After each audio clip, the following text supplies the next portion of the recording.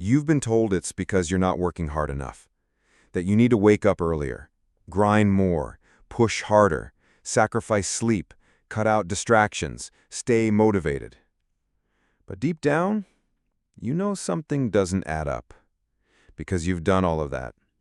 You've read the books, watched the videos, you've listened to the gurus preach about discipline, hustle, sacrifice, mindset, and the law of attraction. You've done your affirmations. You've visualized your dream life until tears rolled down your face.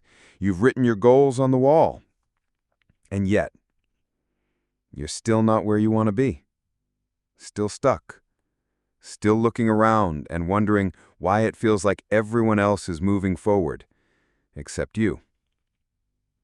And maybe you've started to wonder if something's wrong with you. Maybe you're not smart enough. Maybe you missed your moment. Maybe this whole success thing was never meant for you. But what if I told you the reason you haven't succeeded yet has absolutely nothing to do with your intelligence, your talent, your skills, or your circumstances? What if the real reason is hidden so deep inside you, you've never even thought to look there?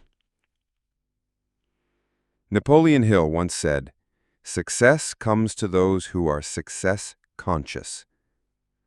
Let that sink in. Not skill conscious, not hustle conscious, not genius conscious, success conscious. What does that even mean? It means no matter what you do on the outside, if your inner identity, your inner world, doesn't believe you are meant for success, you will unconsciously sabotage yourself. You'll resist opportunities. You'll play small. You'll overthink. You'll procrastinate. You'll start things and never finish them.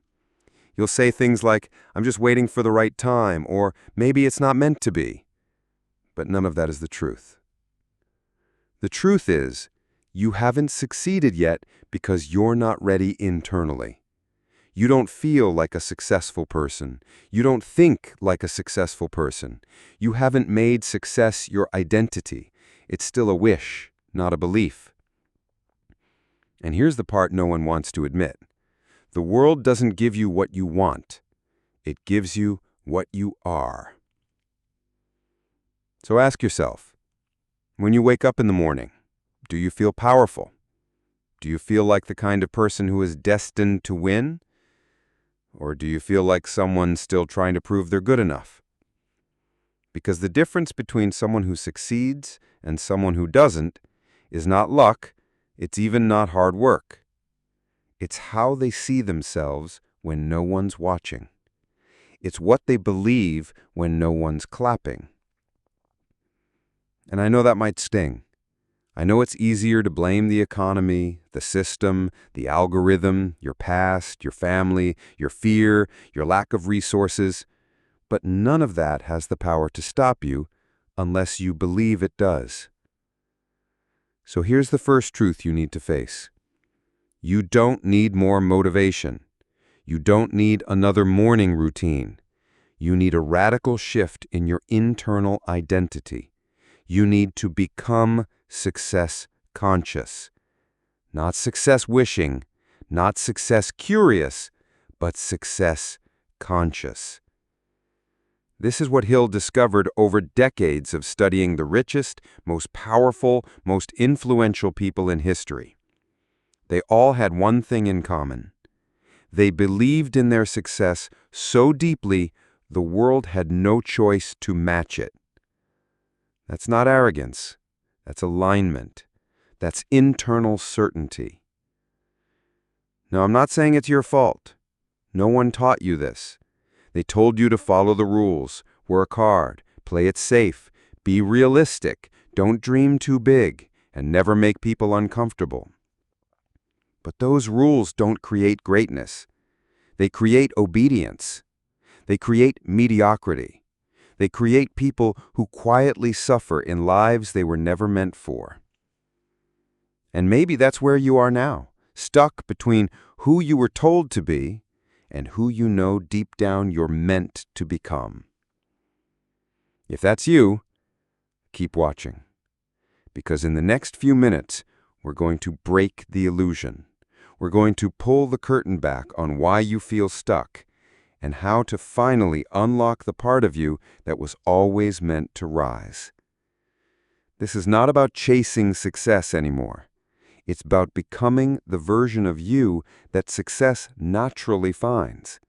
It's about reprogramming your inner world to reflect what you actually want, not what you've been conditioned to accept. And if you're still here, it means something inside you is waking up. Something inside you is tired of waiting, tired of doubting, tired of living like your best life is always one day away. So don't go anywhere, because in part 2, we're going deeper. You're going to discover the hidden mental patterns that are silently killing your progress, and how to rewire your subconscious mind to attract everything you've been chasing, not in the future, but now. Let me ask you something, and I want you to answer honestly, not with what sounds good, but with what feels true. When you imagine yourself succeeding, do you actually believe it? Do you see yourself living in that success, breathing it, owning it? Or do you just wish for it? There's a big difference. Wishing is fragile. It's rooted in doubt. It whispers, maybe one day, if everything lines up, if I'm lucky. But belief? Belief is different. Belief doesn't beg. Belief expects. Belief prepares. Belief doesn't say, I hope it happens.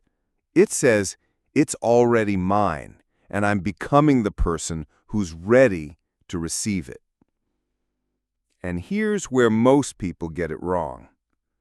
They try to change their lives without changing their beliefs. They set goals that their subconscious mind doesn't actually agree with. It's like driving a car with one foot on the gas and the other on the brake. You're pushing forward, but something inside you is holding back.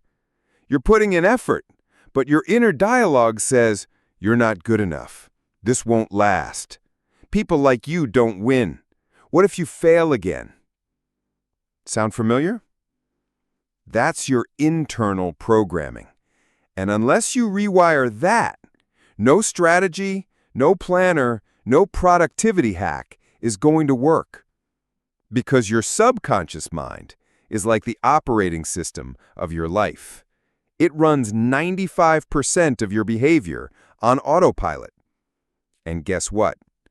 It's been programmed since you were a child. Let that sink in. By the time you were 7 years old, you already absorbed most of the beliefs that shape how you think about money, success, love, and what's possible for you.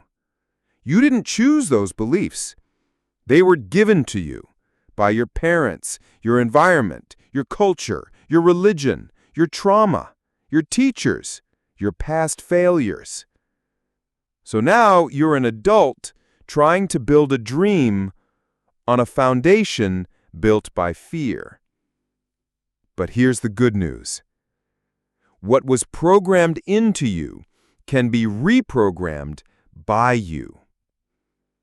That's what Napoleon Hill discovered. He studied the richest men of his time, Carnegie, Ford, Edison. And do you know what he found? They weren't born different. They became different. They reconditioned their minds to expect success, to become magnetized to opportunity, to believe first before they had any proof. Most people wait for results to believe. But the successful? They believe so deeply that the results have no choice but to appear. It's called success consciousness. And it's not fluff. It's not woo-woo. It's psychological alignment. Let me show you how it works. When your subconscious mind believes you are someone destined to succeed, You start moving differently. You show up differently. You make decisions from power, not fear. You stop chasing and start attracting. You walk into rooms and people notice. You speak with conviction. You stop people-pleasing. You start boundary setting. You no longer negotiate with your dreams. You align with them. And then, almost like magic, the people, the opportunities, the ideas, the money, they begin to show up. Not because you're lucky, but because now you're aligned. Think of your subconscious mind like a GPS. If you never change the coordinates, it keeps taking you to the same destination, same habits, same self-sabotage, same stuckness. So if you want to go somewhere new, you have to input new coordinates, a new belief system, one that says, I am worthy of success. I am becoming the person who handles wealth, impact, pressure, abundance. I am safe to be seen. I am not my past. I don't need permission. I choose myself. Now, maybe this sounds good in theory, but how do you actually do it? You start with awareness. You start by noticing your thoughts. Every time you say, I can't, I'm not ready, this won't work for me, you stop. You interrupt the pattern. You say, that's not me anymore. That's the old version talking. You don't wait until you feel confident. You decide who you want to become. And then you practice thinking like them, talking like them, walking like them, showing up like them, until your nervous system believes it. Because that's the secret. Your nervous system doesn't respond to your goals. It responds to what you expect. And if you've been expecting failure or waiting for a guarantee, then yes, success will always feel far away. Not because it is, but because you are, mentally, emotionally, energetically. So here's your challenge. Stop chasing. Start becoming. Become the version of you that your dream life is already searching for. That version is not scared, not ashamed, not apologizing for wanting more, not begging for validation. That version is clear. That version is calm. That version is ready. Now, if you're still watching this, I know something in you resonates. Maybe this message is reaching the part of you that's been ignored for too long. The part that knows you were made for more. The part that's done playing small. In part 3, we're going to go deeper. You'll learn the exact internal beliefs that silently sabotage most people's success and how to replace them with beliefs that actually attract results. We're not just talking theory anymore. We're getting into the real, practical rewiring process. You ready for that? Then don't stop here, because you're about to meet the version of you that success has been waiting for all along. Let's talk about the real enemy of your success. It's not laziness. It's not lack of time. It's not even fear. It's a set of invisible beliefs quietly running in the background. Beliefs you never chose, but you live by every day. And the most dangerous thing about them? They feel like truth. You've probably said these things to yourself so many times, you don't even question them anymore. I'm not ready. I don't want to fail. I'm not like those successful people. People like me don't make it.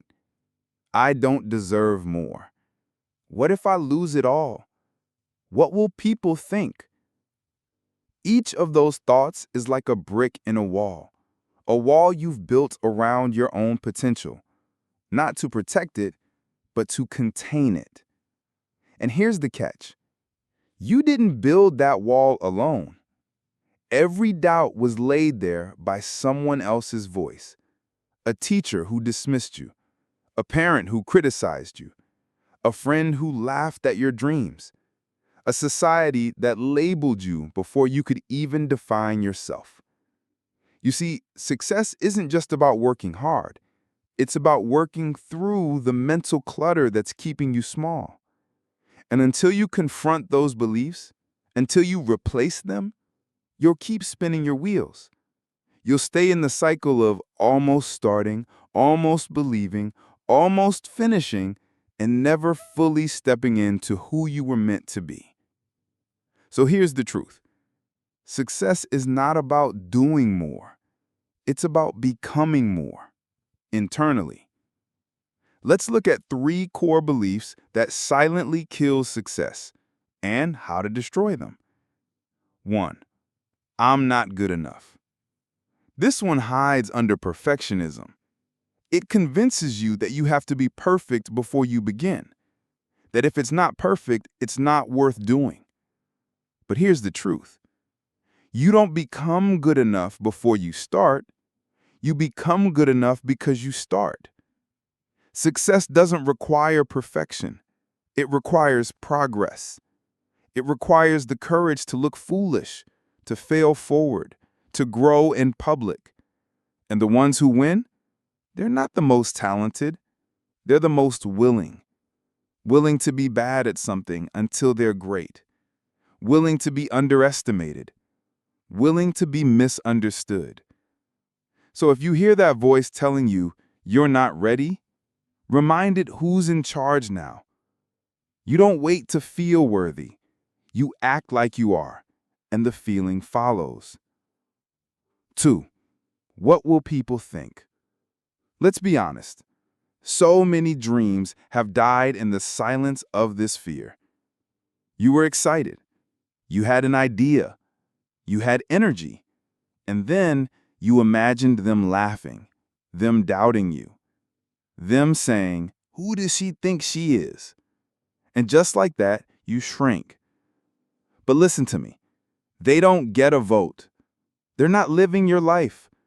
They don't feel what you feel at 2 a.m. They're not carrying your vision. Napoleon Hill said, "Opinions are the cheapest commodities on earth. Everyone has a flock of them ready to be given away." And most of those opinions come from people who have never done what you're trying to do. You don't owe anyone your silence. You don't need their permission. You only need your decision. So speak, create, launch, try, fail, grow, repeat. Because they will always talk, but soon they'll be watching. 3. What if I fail? This is the most misunderstood fear. Because at its core, it's not fear of failure.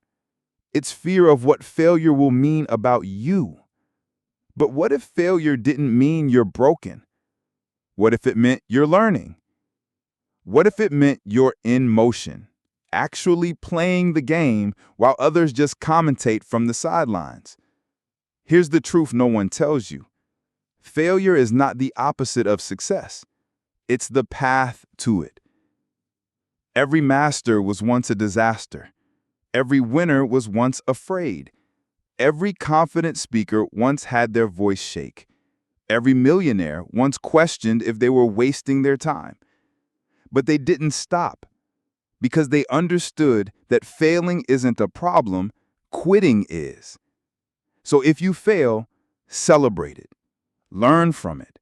Get back up with data, not drama, and keep going. Let me be blunt. You've spent too long negotiating with your limitations, making excuses for beliefs that were never yours to begin with, waiting for the perfect moment, as if the universe is going to tap you on the shoulder and say, "Okay, now you're ready." That moment is now. You're not waiting on clarity. Clarity is waiting on you. You don't need more strategies. You need a new identity, one that is no longer bound by fear, shame, or old programming. One that knows, I was born for this. I've just been asleep. So here's your job. Don't let these limiting beliefs live another day unchecked. When you hear them, question them. When they rise, rewrite them. Because if you can control your inner world, you can change your entire life. And in part 4, we're going to do exactly that. I'm going to walk you through a powerful process to begin reprogramming your subconscious mind, step by step. Not fluff or theory, real internal transformation that begins the moment you decide. If you're tired of watching your dreams from the sidelines, don't miss what's coming next. Because what you've been searching for, it's already inside you, waiting to be unlocked. It's time. Time to stop intellectualizing success. Time to stop consuming more information and finally start transforming from the inside out. You've been doing the surface work, journaling, goal setting, vision boards, all helpful tools. But until you change the mental blueprint driving your daily behavior, your life will stay in the same loop. Let me ask you something. When you wake up in the morning, what's the first emotion you feel? Is it peace? Excitement? Gratitude? Or is it stress, dread, pressure, numbness? That emotion is a signal. It tells you how your subconscious mind sees your reality. It tells you what you're still aligned with internally. Napoleon Hill said, "Whatever the mind can conceive and believe, it can achieve." The key word isn't conceive, it's believe. Because if your conscious mind says, "I want success," but your subconscious mind says, "You're not worthy," guess which voice wins? Always the subconscious.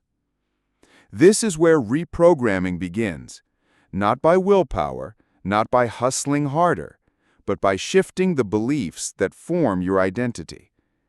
Let's break it down into 3 actionable steps. Step 1, identify the lie. You can't change what you can't see. So the first step is to locate the core belief that's been running the show. Here's how you do it.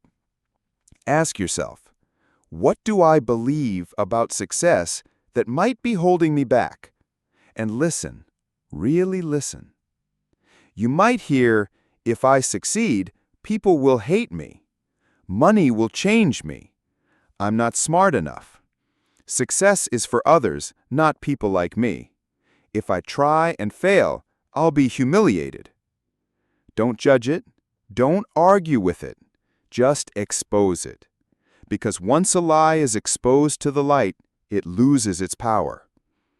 Step 2, interrupt the pattern. Your brain is a pattern machine. It repeats what's familiar, not what's best. So when an old belief comes up, you must interrupt it immediately. That means catching the thought mid-sentence. Let's say you're about to do something new. Start a business, post a video, ask for the raise. And the voice in your head says, "You're going to embarrass yourself." Stop. Say out loud or in your head, "That's not me anymore. That's the old version talking. I choose a new belief now." It might feel fake at first. It might feel silly. But remember, you've been rehearsing the wrong story for years. It's time to start rehearsing a new one. Because the mind doesn't know the difference between what's real and what's repeatedly imagined. Repetition becomes reality. Step 3, replace it with a new identity. You can't just erase a belief. You have to replace it. So here's what you do. You create a new identity, a new internal blueprint of who you're becoming. You don't say, "I want to be successful." You say, "I am a powerful creator. I am becoming someone who handles wealth, visibility, pressure, and power with grace. I am allowed to shine. I am allowed to take up space. I am success conscious." And then you begin to act like that version of you. Not perfectly, but consistently. Every time you choose courage over comfort, you reinforce the new identity. Every time you catch a limiting thought and rewrite it, you strengthen the new neural pathway. Every time you show up, even when you're scared, you become more aligned with success. Because identity isn't built in one breakthrough moment.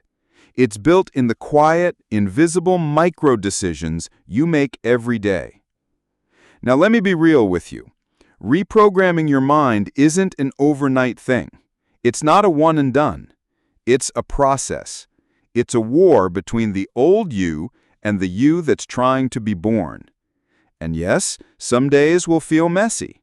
Some days you'll hear the old voices louder than ever. But that's not failure. That's friction. And friction is how transformation happens. You don't need to feel confident to reprogram your mind. You just need to be consistent enough to become unrecognizable. And the beauty is, once you start shifting your inner world, your outer world begins to rearrange itself almost effortlessly. People will notice. Doors will open. Ideas will land. Energy will return. Not because of magic, but because you finally stopped being at war with yourself. So here's what I want you to do. Starting today, pick one belief that has been holding you back, just one belief. Write it down. Then write its opposite. Say it to yourself every morning, even if you don't believe it yet. Visualize it, speak it, act it, and do it again tomorrow and the next day, until one day you realize that old belief doesn't even feel like you anymore. That's when you know the shift is happening. And in part 5, we're going to take this even deeper. You'll learn how to align your daily habits and environment with your new identity, so your entire life becomes a mirror of who you're becoming. If you've ever wondered why you keep falling back into old patterns, why change feels so temporary, Part 5 will give you the system to lock your new mindset in place permanently. You're starting to feel it, aren't you? That subtle shift inside. Like something's waking up. A version of you that was always there, but finally has permission to rise. But here's where most people get stuck. They do the inner work, but then they return to the same outer environment that shaped the old version of them. And that's like trying to grow a rose in a room with no sunlight. Even if you water it, it'll never bloom. You see, it's not enough to change your beliefs. You must also design your daily life to support those new beliefs. Because if you're reprogramming your mind for success, but your habits, surroundings, and routines still reflect scarcity, fear, and chaos, your nervous system won't feel safe to expand. Let me show you how to fix that. Principle number 1. Align your environment with your identity. Your environment speaks to your subconscious more than you realize. What you see, what you hear, what you tolerate. Every single thing around you either reinforces who you're becoming or reminds you of who you were. Let me ask you this. What's on your phone's home screen? What do you see first thing in the morning? Who do you follow online? What kind of conversations are you having daily? If the first thing you consume is noise, drama, distraction, negativity, then you're programming yourself against success. You need to start surrounding yourself with what I call identity triggers. Small, intentional reminders of who you are becoming. A quote on your mirror. A playlist that elevates you. A photo of the life you're building. A sticky note that says, act like the version of you who already made it. These things might seem small, but they're not. They're anchors. They keep your new identity from drifting when life gets chaotic. Remember, you don't rise to your goals. You fall to the level of your systems. Principle number 2. Design your habits to reflect who you are becoming. Let me be blunt. You don't get what you want. You get what you repeat. If you say, "I'm a disciplined person," but you keep hitting snooze, scrolling for hours, and waiting for motivation, your subconscious won't believe you. Because your subconscious learns by pattern recognition. It doesn't care what you say, it watches what you do. So you need habits that tell your subconscious, "I'm serious about this new version of me." That doesn't mean overhauling your life in one night. It means choosing 1 or 2 key behaviors and doing them with intention every single day. For example, waking up and writing your goals as if they've already happened. Speaking your new identity out loud. I am focused. I am powerful. I am prepared for success.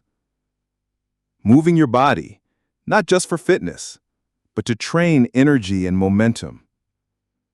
Scheduling time daily to work on your vision, even if it's just 30 minutes.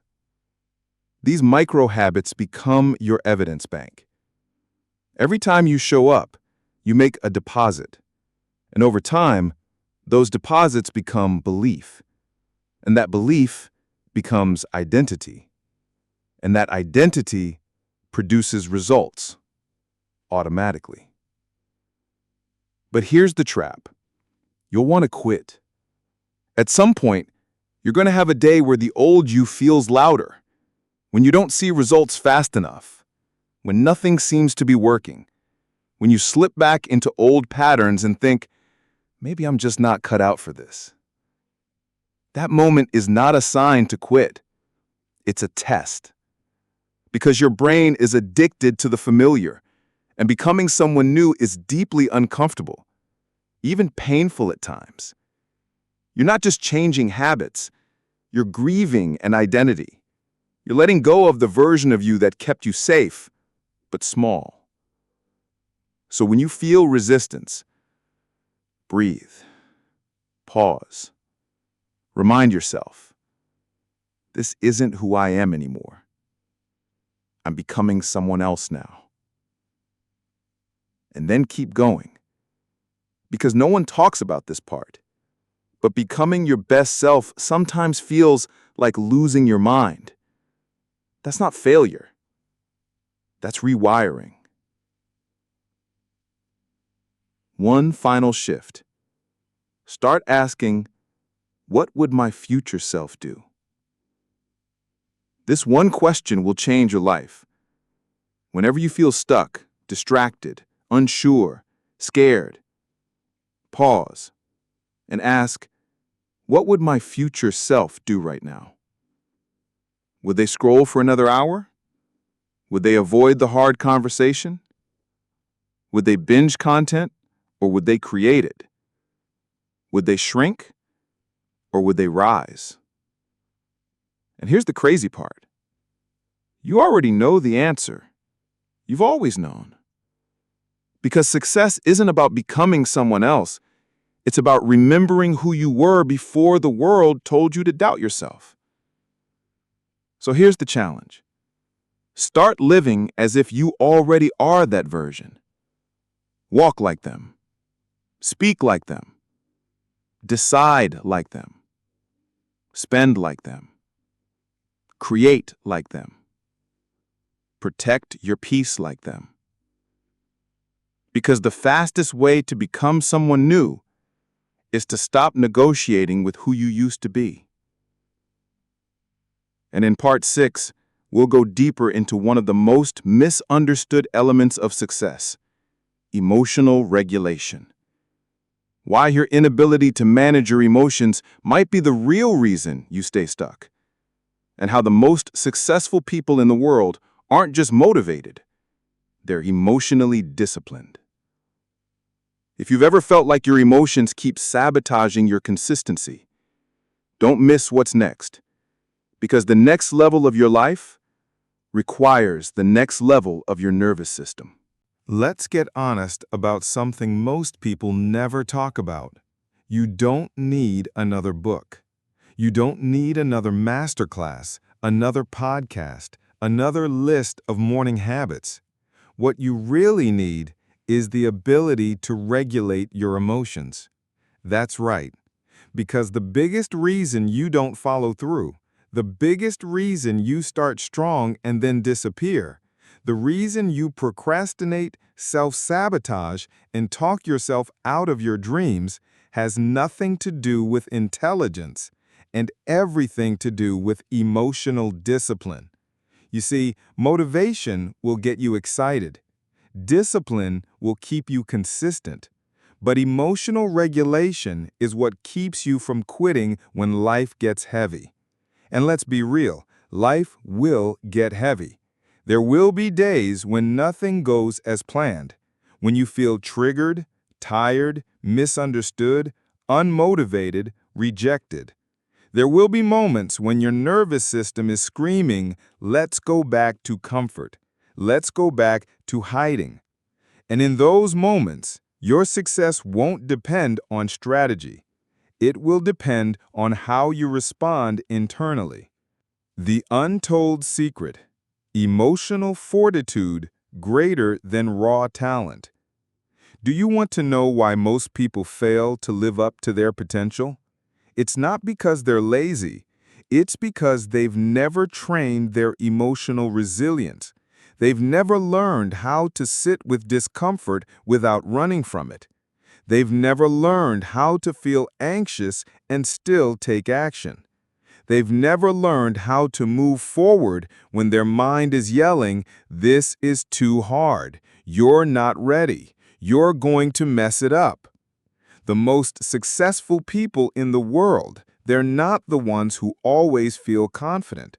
They're the ones who've trained themselves to keep going when they don't. They've built a nervous system that can hold pressure, failure, criticism, ambiguity, and still move forward. And that's what you must build too. Napoleon Hill said, "No one ever is defeated until defeat has been accepted as a reality." The difference between a temporary setback and total defeat is how you feel about it. What emotional discipline actually looks like. It's not suppressing your emotions. It's not pretending everything is fine. It's feeling fully and acting anyway. Here's what it looks like in real life. You feel fear, but you launch the idea anyway. You feel unworthy, but you show up anyway. You feel exhausted, but you honor your commitments. You feel triggered, but you choose the higher response. You feel rejected, but you don't reject yourself. That is what emotional discipline looks like. It's choosing your response, not reacting from old wounds. It's leading your life, not letting your emotions lead you. How to start training it? Yes, like a muscle. Emotional regulation is not something you're born with. It's a skill, and like any skill, it can be trained. Here's a powerful 3-step framework to start today. Step 1, notice without judgment. When you feel a wave of emotion rising, pause. Breathe. Don't rush to fix it. Don't try to numb it. Just notice. Say to yourself, "I'm feeling overwhelmed right now. I notice anxiety in my chest. My mind is racing, and that's okay."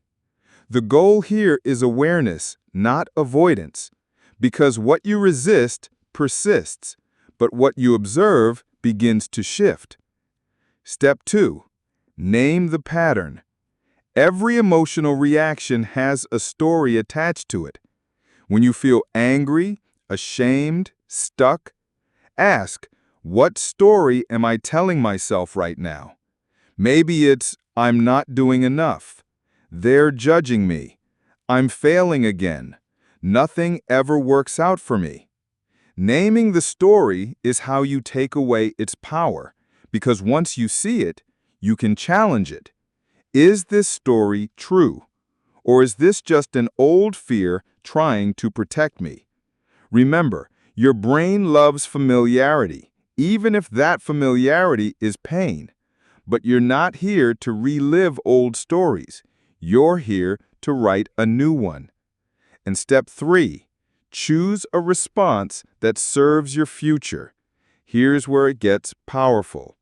Once you've named the emotion and the story, you get to choose what response aligns with the future version of me.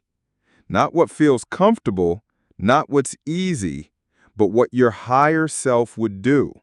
This is where transformation happens. Because every time you choose alignment over avoidance, you teach your nervous system, I can handle life. I am safe in discomfort. I am powerful in the unknown.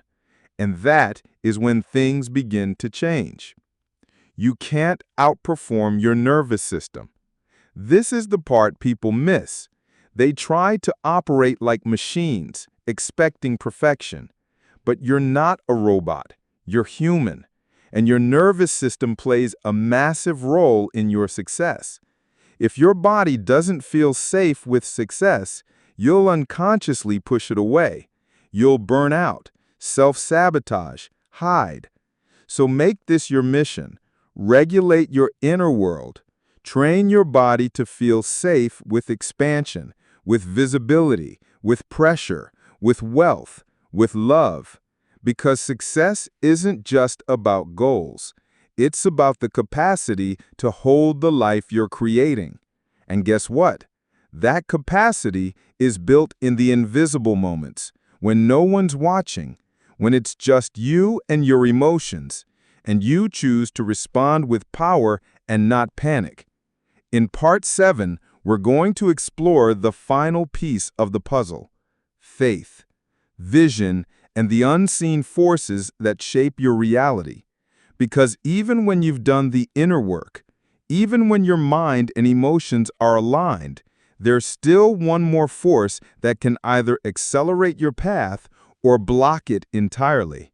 And that's the energy you carry, the vibration you live in, the faith you hold when nothing around you makes sense yet. It's time to talk about spiritual alignment, the missing ingredient in most people's journey. By now, you've done the work. You've begun to reprogram your mind. You've started aligning your habits and your environment. You're even learning to master your emotions. But there's one last piece. A piece that separates those who try to succeed from those who seem to magnetize success into their lives.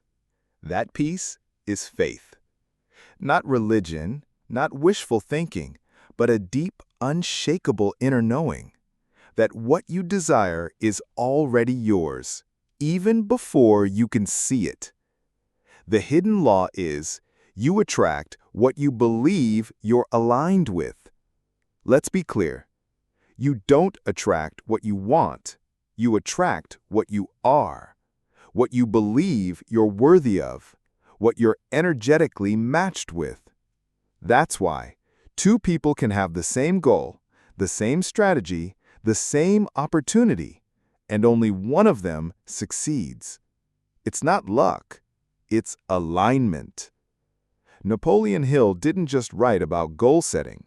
He wrote about burning desire, faith, and the unseen forces of the universe. He said, "There are no limitations to the mind except those we acknowledge. And whatever the mind of man can conceive and believe, it can achieve." But he also said something else, something most people miss. Faith is the head chemist of the mind. Whatever that means.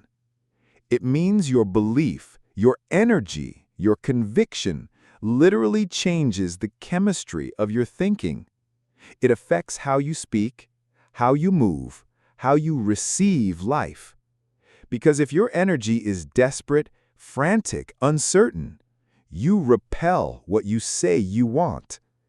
But if your energy is grounded, grateful, focused, certain, you start to become a magnet for the right people, the right ideas, and the right results. Faith isn't a feeling. It's a frequency. And here's the truth. Most people are vibrating at the frequency of doubt. They say they want success, but every thought they think is based in fear. What if it doesn't work? What if I'm wasting time? What if no one supports me? What if I fail? That's not faith. That's mental warfare. Faith says, this is working even if I don't see it yet. I don't need proof. I am the proof. If the vision was planted in me, the path will reveal itself. Delays are not denials. They are preparation. Faith allows you to walk in the dark, trusting that the ground will rise to meet your feet. Your vision must be stronger than your reality. Let me be real with you. There will be moments when nothing looks like it's working. You'll feel alone. You'll feel crazy. You'll wonder if you've made a huge mistake. And in that moment, you have two choices. Collapse into your current reality and repeat the past, or anchor into your vision and create a new future. The most powerful people you admire, they chose the second option. Over and over. They held the vision in their minds long before they ever held it in their hands. They saw the result when the bank account was empty. They walked in confidence when no one was clapping. They believed in their calling when others called them delusional. And that's what you must do now, because your ability to hold the vision in the absence of evidence is what separates dreamers from creators. But what if you're tired? What if you tried before? Then you're exactly where you need to be. Because the moment you get tired of trying to figure it out is the moment you finally surrender to something deeper than logic. Faith isn't passive. It's powerful. It's not about sitting back. It's about moving forward without needing to know every step. Because faith rewires your identity from "I'll believe it when I see it" to "I'll see it because I believe it." And that shift changes everything. You start making bold decisions. You stop apologizing for your ambition. You walk away from what doesn't align. You stop chasing validation and start following conviction. You become unavailable for anything that contradicts your vision. And when the universe sees that you're serious, it begins to rearrange itself around your energy. Here's what I want you to know. You were never meant to play small. You were never meant to shrink to fit in. You were never meant to settle for a life that doesn't set your soul on fire. If the vision is in you, it's for you. If the dream won't leave you alone, it's because it's yours. You just have to become the version of you that believes it fully. Every cell, every step, every decision. And that doesn't happen by accident. It happens by faith, by intention, by frequency. So here's your next challenge. Every day for the next 7 days, I want you to do this. Close your eyes for 60 seconds and see yourself already living the dream life. Feel the emotion of that reality, not as a fantasy, but as done. Say out loud, "It is done. I am ready. I receive it now." Watch what happens. Not because of magic, but because you're finally vibrating at the frequency of the life you're building. In Part 8, the final part, we bring it all together. You'll discover how to lock in this transformation for the long haul, how to keep growing even when the motivation fades, how to never return to the old version of you, and how to build a life of unshakable power, peace, and purpose, no matter what life throws at you. This is where the journey turns into a lifestyle. This is where it becomes permanent. So here we are. You've come through the fire. You've peeled back the layers. You faced the invisible beliefs, rewritten your internal code, aligned your habits, regulated your emotions, and activated your faith. But now comes the most important part of all, making it permanent. Because transformation means nothing if you slip back into who you used to be. Let's be honest, you've tasted this version of yourself before. Moments of clarity, bursts of confidence, seasons of consistency. But they didn't last, because motivation faded, because life got in the way, because your identity wasn't locked in yet. That changes now. This isn't just about reaching a goal. This is about becoming someone who never goes back to average, someone who can't unsee their power, someone who builds a life the world can't ignore. Here's how to make this version of you, the real you, unshakable. Rule 1. Stop negotiating with your old self. Make this a rule in your life from this point forward. I no longer explain, justify, or entertain the version of me that couldn't handle where I'm going. That voice that says, "You've changed," say, "Yes, I have. I outgrew that version of me." That inner doubt that whispers, "Play smaller." Say, "That voice doesn't get a vote anymore." That fear that says, "What if you fail again?" Say, "Then I'll rise again, wiser, stronger, faster." You must become ruthless with the boundaries you set around your new self, because your old self will test you. People who knew the past you will test you. Your own habits, moods, and triggers will try to pull you back. But you didn't come this far to repeat. You came to rebuild. Rule 2. Repeat the pattern of power. Everything that's changed for you in this journey didn't come from one dramatic breakthrough. It came from stacking small wins daily. So if you want to stay transformed, you must build a simple, repeatable system, a pattern of power to return to every day. Here's a powerful daily structure. Morning. Affirm your identity. I am disciplined. I am aligned. I am already becoming everything I once doubted. Visualize your outcome. Close your eyes and see your day going with flow, purpose, and clarity. Move your body. Don't just sit in theory. Activate energy. Midday. Do the hard thing first. Build evidence that you lead, not delay. Catch the thought. When old beliefs whisper, write them down and challenge them immediately. Night. Review your wins. No matter how small, count the proof that you're changing. Gratitude and faith. Say thank you for what is, and I receive for what's on the way. This is how you lock it in. Not with hype, with habits. Not once in a while, but every day. Rule 3. Prepare for resistance and face it head on. Here's what no one tells you. The moment you step into a higher version of yourself, the universe will test your resolve. It's not punishment, it's preparation. You'll be tempted to quit. People will question your path. Old patterns will try to pull you back. Good. It means the change is real. It means the shift is working. And it means the old system is breaking down. When resistance shows up, do not panic.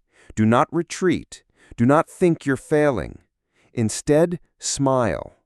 Because resistance is a doorway, and now you know how to walk through it. 4. Live as a lighthouse, not a chameleon. Most people change based on who they're around. They adapt, shrink, over-explain, hide their fire to make others comfortable. Not you, not anymore. You're a lighthouse now. You don't chase, you stand. You don't dim, you glow. You don't seek approval, you embody truth. Lighthouses don't move. They shine so others can find their way. And your consistency, your conviction, your clarity will become a beacon for others stuck in confusion. You're not just building success, You're becoming a permission slip for others to rise, to remember, to return to who they were always meant to be. Marcia Shimoff said, "You reach true transformation not by mindlessly repeating affirmations, but by engendering the deep feelings and body sensations of already having your desire. When you combine those feelings with actions toward your goal, you can't be stopped."